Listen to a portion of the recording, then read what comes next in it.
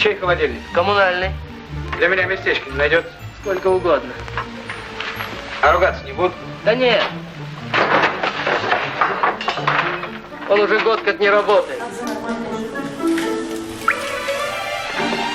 Тут? Тут, ладно. Вот таким образом они в тапках забираются сюда, потому что вот и колеса моются, и я не знаю, что тут только не делается, и туалет тут заодно еще мужчины забегают. Все тут.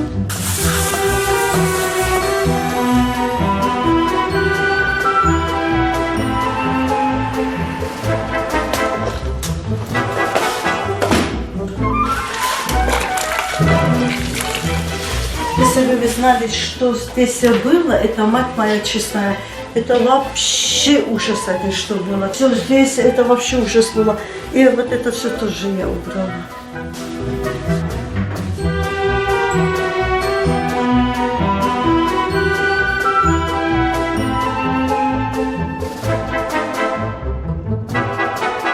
Может быть, на 2018 год, на чемпионат мира, начать сюда туристов водить за лишние деньги, чтобы показывать им, что такое вот, коммунальная настоящий квартира. Санкт-Петербург. Да, в Санкт-Петербурге.